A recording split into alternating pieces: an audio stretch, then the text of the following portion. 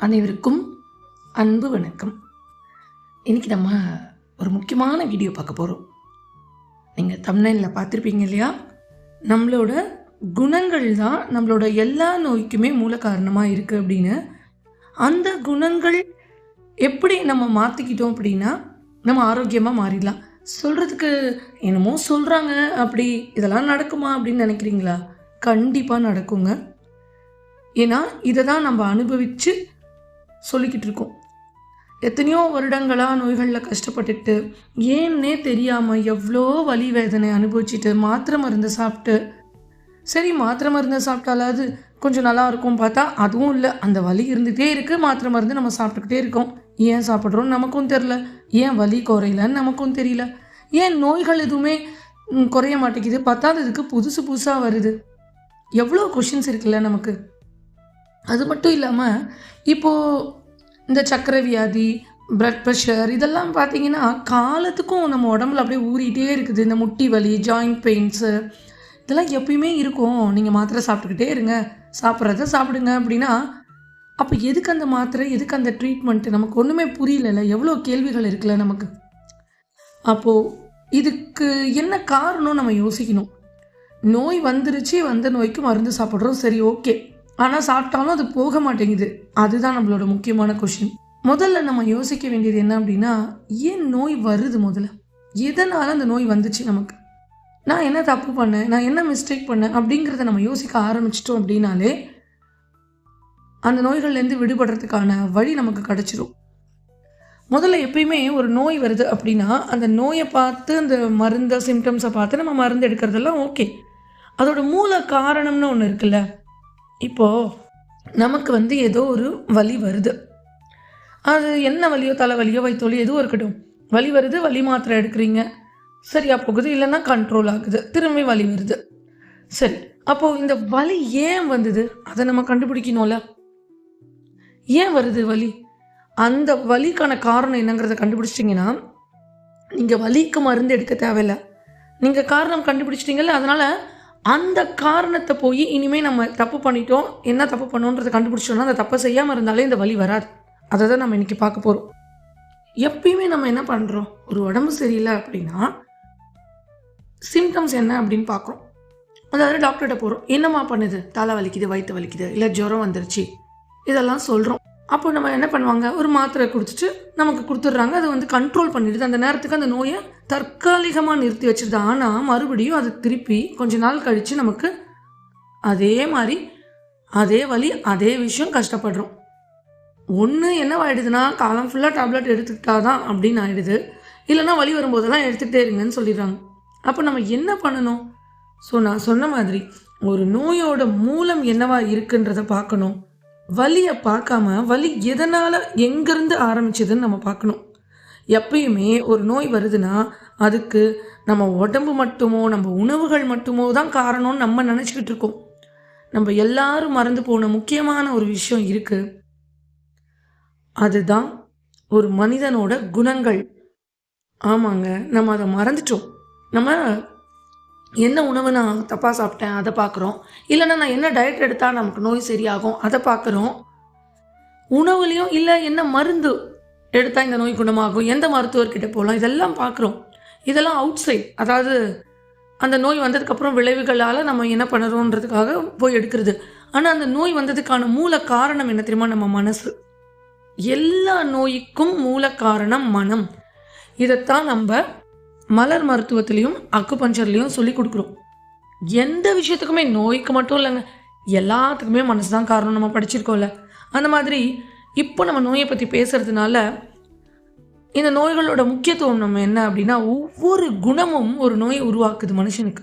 So ஒரு நோய் வந்துச்சுன்னா மருந்து எடுத்தால் மட்டும் பத்தாது, அந்த நோய் வருவதற்கான மனநிலைமையும் ஒரு காரணம் அப்படின்றத நம்ம புரிஞ்சுக்கிட்டு அதற்கு ட்ரீட்மெண்ட் எடுத்தால் தான் அதுதான் சரியான ஒரு மருத்துவமாக அமையும். நம்ம குணம் எதுவோ அதுவே நம்ம நோயை தீர்மானிக்கும். உதாரணத்துக்கு நான் சொல்கிறேன், ரொம்ப அதிகமாக உங்களுக்கு ஒரு பயம் உணர்வு வருது அப்படின்னா அந்த பய உணர்வு நம்மளோட கிட்னியை பாதிக்கும், நம்ம அட்ரினல் அதிகப்படுத்தும். அப்போது நம்மளோட கிட்னியும் நம்மளோட பிளாடரும் பாதிக்க.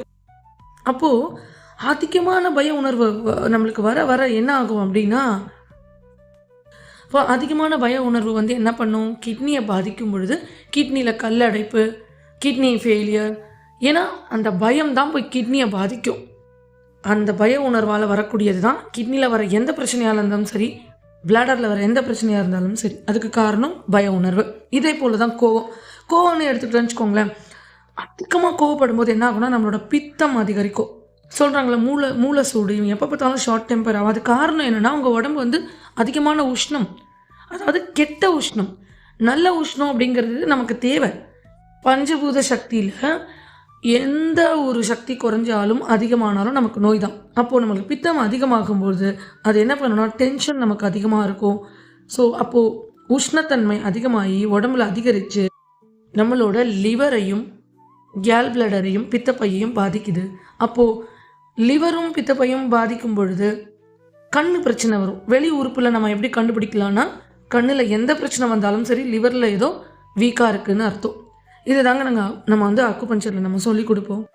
அமிலம் அதிகமாக நம்மளுக்கு சுரக்குது, ஆசிடிட்டி சொல்கிறோம் இல்லையா, அது சுரக்க என்ன ஆகும் அப்படின்னா கோபம் அதிகமாக வரும். அதனால தான் அல்சர் பிரச்சனையே உருவாகுது. கோபம் அதிகமாக வர வர பித்தப்பை பாதிக்குது. உஷ்ணம் அதிகமாக, அந்த கோபத்தால் சூடு அதிகமாகி நம்மளோட ஆசிட் சுரந்து தேவையில்லாத புண்ணு உருவாக்குது, அல்சர் புண்ணா. அப்போ என்ன பண்ணணும், கோவமே வரக்கூடாதுன்னு சொல்கிறீங்களா அப்படின்னா இல்லை, கோவம் கண்டிப்பாக ஒரு உணர்வு தான், அதுவும் ஒரு உணர்வு வரதான் செய்யும். ஆனால் அந்த கோவத்தை அந்த செகண்டோடு முடிச்சிடணும். அதை உள்ளுக்குள்ளே வச்சிருந்தா அதுதான் நம்மளை நாமளே அழிச்சிக்கிறதுக்கு சமமாக மாறிடுது. அதுதான் நோயாக உருவாகுது. அதுபோல் தான் இந்த கவலையும். தொடர்ந்து நம்ம அதிகமாக கவலைப்பட்டு ஒவ்வொரு நிமிஷமும் சில பேர்லாம் கவலையோடையே வாழ்வாங்க. ஒன்று அடுத்தவங்களை பற்றி கவலை, குழந்தைகள் பற்றி கவலை, வாழ்க்கையை நினச்சி கவலை, எதிர்காலம் நினச்சி கவலை. இப்படி அதிகமான கவலைப்படும் போது என்ன ஆகும் அப்படின்னா நமக்கு அது நம்மளோட பஞ்சபூத எனர்ஜியில் காற்று எனர்ஜியை அதிகப்படுத்தும். தொடர் கவலை எப்போதுமே வாயு தன்மை. காற்று அதிகப்படுத்துச்சுன்னா என்ன, அது வாயு தான். அதனால் என்ன ஆகும்னா அந்த வாயு வந்து நம்மளோட நரம்பு மண்டலத்தை பாதித்து, முக்கியமாக வந்து டைஜஷனை பாதிச்சிடும், ஜீரண ஆற்றலை பாதிச்சிடும். என்ன சாப்பிட்டாலும் செரிமானம் ஆகாது. அப்போது செரிமானமாகாத உணவு என்னவாகும், சரியாக நம்மளுக்கு இப்போ பசிக்கலன்னு வச்சுக்கோங்களேன், பசி இல்லாமல் போயிடும். செரிமானம் சரியில்லைன்னா பசி இல்லாமல் போயிடும். பசி இல்லாமல் நம்ம சாப்பிடாமலே இருக்க முடியுமா, சாப்பிடுவோம். டைம் ஆகிடுச்சு ஆனால் பசி தெரியலனாலும் நான் சாப்பிடுவோம். அப்போ அந்த உணவு சரியாக போய் ஜீரணமாகாத உணவு என்ன பண்ணும் அப்படின்னா வாயுவை உருவாக்கும், கெட்ட வாயுக்கள். அந்த கெட்ட வாயுக்கள் தான் நம்மளோட எல்லா உறுப்புகளையும், முட்டியில், நம்மளோட அடி வயிற்றில், இங்கெல்லாம் தேங்கி, நெஞ்சில் இங்கெல்லாம் தேங்கி ஜாயிண்ட் பெயின், மூட்டு வலி, உடம்பு வலி, முதுகு வலி, இது எல்லாத்தையும் உருவாக்கும். அப்போது நமக்கு வந்து எப்போ நம்ம அதிகமாக கவலையில் தோஞ்சு போகிறோமோ, சின்ன விஷயத்துக்கெல்லாம் கவலைப்படுறோம். நீங்கள் யோசிச்சிருக்கீங்களா, கவலைப்படும் பொழுதும் ஒரு விஷயத்தை பற்றி சோகமாக நம்ம இருந்துட்டு ரொம்ப யோசிக்கும் பொழுதும் பசி தெரியாது. அப்போவே பாருங்கள் டைஜஷன் உங்களுக்கு ஸ்டாப் ஆகிடும். அப்போது அது டைரெக்டாக போய் மண்ணீரலை பாதிக்குது, ஸ்ப்ளீனை. ஸோ கவலை அப்படின்ற ஒரு உணர்வுக்கும் மண்ணீரலுக்கும் சம்மந்தம் உண்டு. பயம் அப்படிங்கிற ஒரு உணர்வுக்கும் கிட்னிக்கும் சம்மந்தம் உண்டு. கோபம் அப்படிங்கிற உணர்வுக்கும் நம்மளோட லிவர், கேல் பிளாடருக்கும் சம்மந்தம் உண்டு. ஒவ்வொரு உணர்வும் ஒரு உறுப்பை பாதிக்குதுன்னா அந்த உறுப்புகளில் நோய் உருவாச்சுன்னா என்னென்ன நோய்கள் வந்துடும், எல்லாமே வர ஆரம்பிச்சிடும் இல்லையா. வயிறு பாதித்தாலே எல்லாமே பாதித்த மாதிரி தானே. அப்போது ரொம்ப நாளாக இப்போ நம்ம உள்ளுக்குள்ளே கோவம் வச்சுருக்கோம், வன்மம், ஒருத்தங்களை பற்றி அப்படியே உள்ளே வச்சு வெஞ்சன்ஸ்ன்னு சொல்லுவாள்ல, உள்ளே அப்படியே ஆதங்கம் வச்சு உடனே பொறாமல் ஆதங்கம், நான் வந்து மோசமானவங்களை அப்படி நினைக்காதீங்க. எல்லாருக்குமே இருக்கும். நியாயமான காரணமாக கூட இருக்கலாம். ஆனால் அந்த நியாயமான காரணம் கூட நம்ம உறுப்பை பாதிக்குது. ஸோ நம்ம இப்போ என்ன பண்ணணும்னா, ரொம்ப நாளாக நம்ம உள்ளே அந்த கோபத்தை வச்சுருந்தோம்னு வச்சுக்கோங்களேன், சேர்த்து வைக்கிறோம்ல கோபத்தை, அந்த மாதிரி நம்மளோட செல்களும் என்ன பண்ணோம், ஒரு செல் அழிஞ்சு புது செல் உருவாகணுங்கிறது தானே விதி. நம்ம எப்படி கோவத்தை சேர்த்து வைக்கிறோமோ அந்த செல்களும் என்ன பண்ணோம், தேவையில்லாத செல்களை வெளியேற்றாமல் உள்ளேயே சேர்த்து வச்சு தான் கட்டிகளாக மாறிடும். புது செல்கள் உருவாகாமல் என்ன நடக்கும் அப்படின்னா, பழைய செல்கள் ரொம்ப டேமேஜ் ஆகி போகும். புது செல்களை உருவாக்க விடாமல் நம்மளோட நோய் எதிர்ப்பு சக்தி குறைஞ்சி போயிடுது. அப்போ என்ன ஆகும்னா நல்ல புதுசாக எனர்ஜியான செல்லை உருவாக்க முடியாது. இந்த பழைய செல்கள்லாம் சேர்ந்து ஒரு இடத்துல மலை மாதிரி குவிஞ்சா அதுதான் இந்த கட்டி மாதிரி ஆகுது. அதுதான் கேன்சர் கட்டி, கொழுப்பு கட்டி, எதுவாக வேணா இருக்கட்டும். ஸோ நம்ம எவ்வளோக்கு எவ்வளோ ஒரு விஷயத்தை உள்ளே சப்ரஸ் பண்ணி அழுத்தி வச்சுக்கிறோமோ, கவலையோ, கோபமோ, ஆத்திரமோ, அழுகையோ, பயமோ, இதெல்லாம் சேர்ந்து கட்டிகளாக உருவாகி நம்ம உடம்புல அங்கங்கே வர்றது தான் அங்கே புத்துநோய். ஸோ நம்ம எப்போ நமக்கு நோய் எதிர்ப்பு சக்தி குறையுதுன்னா கவலைப்படும் பொழுது, அப்போ கவலைப்பட்டு நோய் எதிர்ப்பு சக்தி குறைஞ்சிச்சு அப்படின்னா நம்மளோட உடம்பு நமக்கு எதிராக வேலை செய்ய ஆரம்பிச்சிடும். அதாவது ஒரு தேவையில்லாத செல் வளருனா அதை அழிக்கணும், நம்ம நோய் எதிர்ப்பு செல்கள் போய் அந்த கெட்ட செல்களை அழிக்கணும். ஆனால் கவலை வரும்போது என்ன ஆகும், நோய் எதிர்ப்பு செல்கள் அழிக்கவே அழிக்காது. அந்த கெட்ட செல்கள் அழிக்காமல் வளர விட்டு அதை பெரிய நோயாக உருவாக்கிடுது. ஸோ நம்ம ஒவ்வொரு உறுப்புக்கும் நம்மளோட உணர்வுக்கும் தொடர்பு இருக்குங்கிறத மனசில் நல்லா பதிய வச்சுக்கோங்க. இதில் இன்னொரு அற்புதமான விஷயம் என்ன அப்படின்னா, நம்மளுக்கு வர நோய்கள் நம்மளோட உடம்பு அறிகுறி காட்டுது. உன் உடம்பு சரியில்லை, புரிஞ்சுக்கோன்னு நம்மக்கிட்ட பேசுது. உடம்பின் மொழி என்னன்னா நோய்களும் வலிகளும். எப்போ உங்களுக்கு ஒரு இடத்துல வலி தெரியுது, இந்த இடத்துல ஒரு பிரச்சனை இருக்குன்னு தெரியுதுன்னா அது நல்லது. ஏன்னா உங்கள் உடம்பு உங்களுக்கு முன்னாடியே காட்டி கொடுக்குது, இங்கே வலி இருக்குது, இங்கே செல்கள் சரியில்லை, நீ சரி பண்ணிக்கோ அப்படின்னு காட்டி கொடுக்குது. அப்போ நம்ம சரி பண்ணணும்னா நம்ம என்ன யோசிக்கணும், வெறும் உணவை மட்டும் மாற்றணும், நம்ம யோகா மட்டும் பண்ணிடலாம், எக்ஸசைஸ் மட்டும் பண்ணிடலாம், உணவு மட்டும் மாற்றிக்கலாம் அப்படின்னா அதெல்லாம் தாண்டி இதையும் செய்யணும். இதெல்லாம் தாண்டி முக்கியமான ஒரு விஷயம் என்ன செய்யணும் அப்படின்னா, நம்மளோட குணங்களை நம்ம மாற்றியே ஆகணும்.